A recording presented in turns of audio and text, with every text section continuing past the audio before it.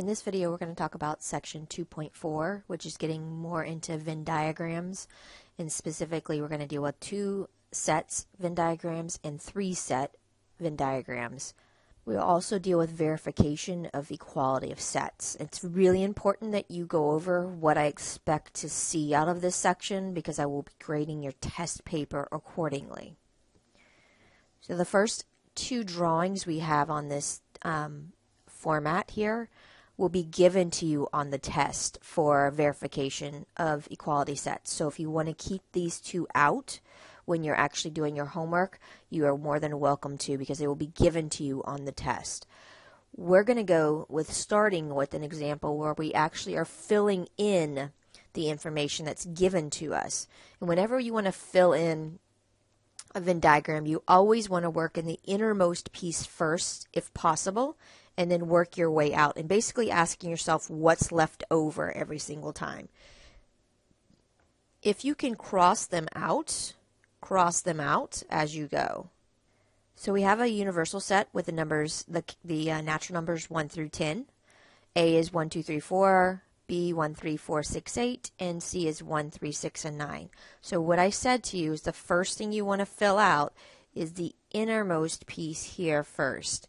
And this piece right here, looking back up at the top drawing, is region 5, which is the intersection of all. So I'm just going to kind of write down on the side here what region it is, and that's referring back to the top pictures.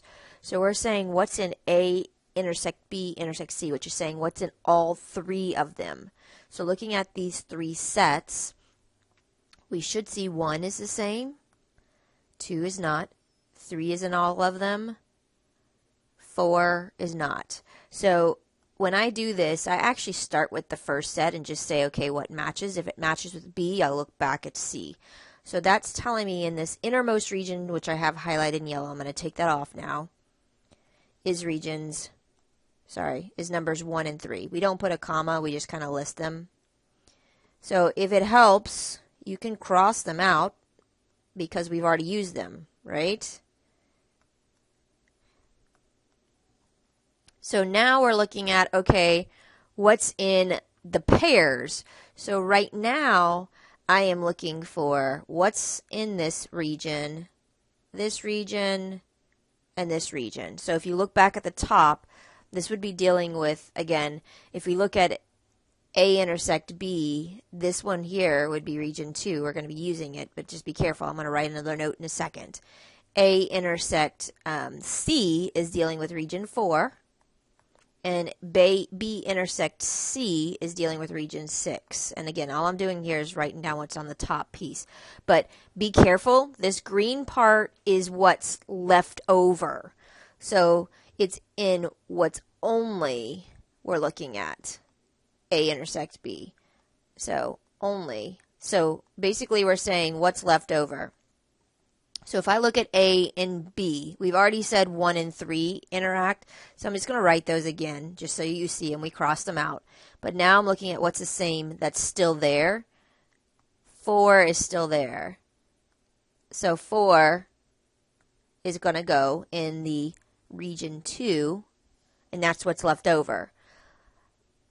The whole A intersect B is this whole piece. All right? Because that's the whole piece that overlaps between A and B. But we're saying what's left over every single step that we're doing. What's left over is what we're doing. So in B intersects C, again, we still had 1 and 3 already, but now I'm looking at B and C. In this case now, 6 is what's extra that overlaps. So that's going to go in the B intersects C, which is region 6. That's what's left over in that piece. And again, I'm crossing them out just to show you what's left. So sometimes it's easier to see that.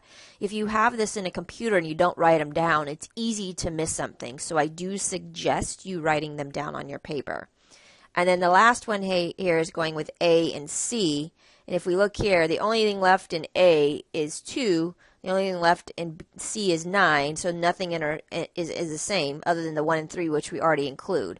So there's nothing left over in the only piece right there. Okay, so we can leave a piece blank. That's okay. We never list something twice. Okay, but realize that again, A intersect B is actually two different regions. We're saying what's left over. So now we're going to go to the next outside pieces. So we're going to look at this piece, and this piece, and that's what's left over. What's only in A, only in B, only in C.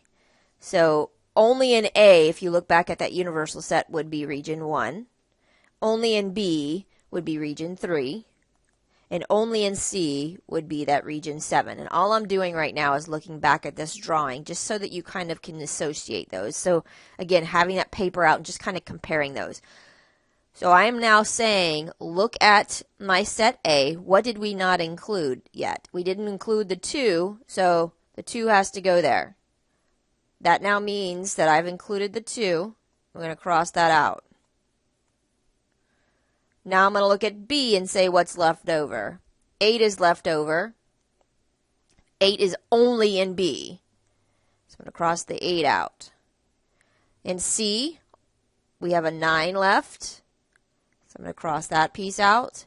And my last absolute step here is to write down what's left over in the universal step, the universal set. And so we should see that we have a 5, 7, and 10. So we're going to write those in here because it's a 5, a 7, and a 10. I think it's easier to do if you have them listed out and you cross them out. But I need you to see that we're going and working our way out in this. We're starting with the innermost piece, which is the intersection of all 3.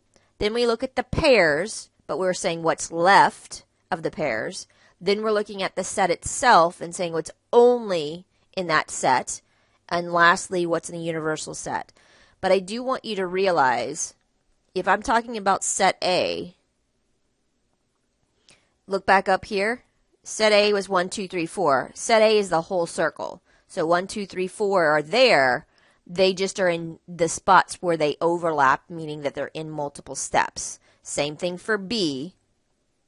B was 1, 3, 4, 6, 8. This is the circle for that, but we're using that idea to say what's left over. And the last one there for C is here. So you're going to have some of these. Some of them maybe with 2 sets, which is easier than the 3 set. But that's how you're going to design those. And we're going to do that, use that idea again when we get to 2.5. So the next piece you're going to do in this section is what's called verification of equality. And this is where I am a stickler for what I expect to see on your paper. In my math lab, they can't see it. You're going to just say, are they equal or not? But I will take away on your paper if you do not show me what the region answer is on the left, meaning the first statement, and what the statement is on the right, and then if they're equal. So I expect 3 pieces on your paper to answer this. So if I'm saying they're equal, they have to have exactly the same elements. We are going to usually prove this by using deductive reasoning, but we're going to use the deductive reasoning, and deductive reasoning means I'm going to use these 2 diagrams because these work for anything. These are using the regions, and it's not saying what's in the regions. So if we can prove it using that, we will be able to keep going with that. So the first one we're going to look at is De Morgan's Law. This is a piece that we will see occur again, and the symbols will look a teeny bit different, but it's the same idea. If we have a complement on the outside of a parentheses, I can distribute it to both sets, but what's really important is you flip the direction of the sign or the symbol in the middle. So if it starts off with the intersection, it goes to a union. If it starts with a union, it goes to the intersection. That's really important. So we're going to prove it now using the Venn diagram on the right. And notice what I've done here is I've done a kind of a chart format. So we do inside the parentheses first. So A intersect B. A intersect B, looking at this diagram, we're looking at the region. My answer for that should be region 2 because it's where they overlap. Now, I don't even have to look at the drawing, but I could. Sorry, write that the right way. On the left side, we want to do the complement of that. And remember, the complement of that is what's left over. So we used 2. There are regions 1 through 4. So my answer on the left-hand side is 1, 3, and 4. So that's the first piece I'm going to look at for on your paper. The right-hand side, we have to do the complements first. So A, be careful, A is the whole circle. Remember, A is 1 and 2. So I'm saying what's left over. A lot of people will just say 3, but it's 3 and 4. Similar idea there for B. B is this circle here. So what's left over would be region 1 and 4. So now I want to do for this final piece on this side, remember I am being careful on my symbol. This is my union. This is my trash can. I can put everything in it. So I have region 1, I have region 3, I have region 4. That is my answer on the right-hand side. I compare these two, and they're equal. On your test, I will look at all 3 of these. If you just put the equal sign, but these are wrong, you're going to lose the majority of the points. Because really what the majority of the points are for this is actually showing me what regions are the left and the right. And I actually see sometimes people will want to do this and they don't want to, they know they should be equal and they just kind of, put it down. That's not okay. I need to see if there's multiple parentheses. I need to see your steps of what the regions are. So we're going to do one more of these on this video. We're going to prove the equality. So again, I'm going to draw my chart out. On the left side, I need to do A union B, which is that first parentheses. A union B, I'm going to draw the circle here. That's A. And because remember we're doing union, which means include everything. That's B.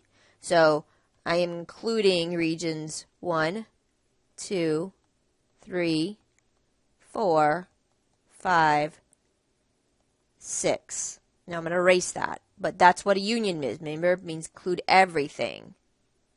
Now I'm going to do B union C. And so again, I'm going to go over here and use my highlighter. B is everything here. C is everything here. So my answer here would be 2, 3, 4, 5, 6, and 7. So again, I'm going to erase that right now. My last step for this side is going to be doing the intersection of those two. And sometimes these problems get pretty lengthy, so when I wrote it here, I actually, you can write the whole statement out. But sometimes with although those symbols, it gets confusing. So my last step is actually just taking my answer for 1, intersect with 2, which is saying what is the same. So what is the same? The 2 is the same, 3 is the same, 4 is the same, 5 is the same, and 6 is the same. That's going to be my answer.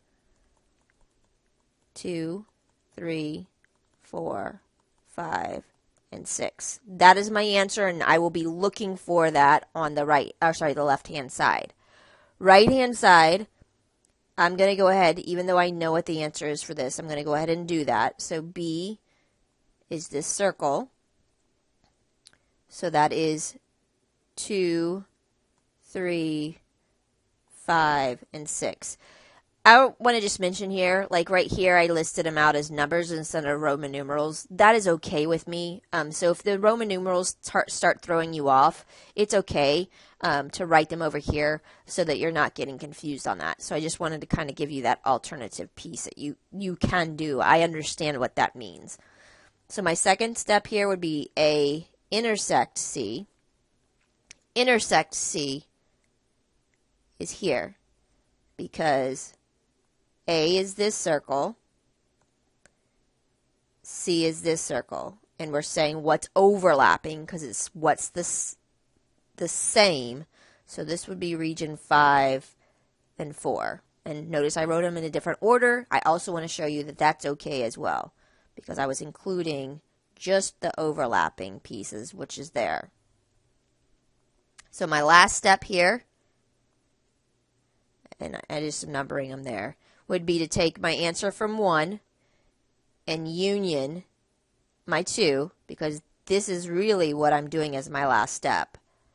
If you want to write it all out, you can. Again, that's what you'll see in the book, but I do think sometimes that can get confusing. So this is actually, though, why if you're going to use this idea that I just wrote down here on the bottom, I do suggest you going ahead, and I'm just going to rewrite it. You don't need to do this, but this would have been 2, 3, 5, and 6. This one would have been 4 and 5. If I write them with those Roman numerals now, notice it's much easier to look at it. This is column, this is 1, this is 2. Now I'm taking the union, which says put everything in it. So that would be 2, 3, 4, 5, and 6. We want to make sure we're including everything and we don't include anything twice. So that's why I do suggest putting them in order. I double check. These are the same. So all MyMathLab is going to ask for is equal, but I will be saying on your test you have to show these two for credit. So if you have the printed out paper, you're going to see that, but it's really important that you're showing that on your test.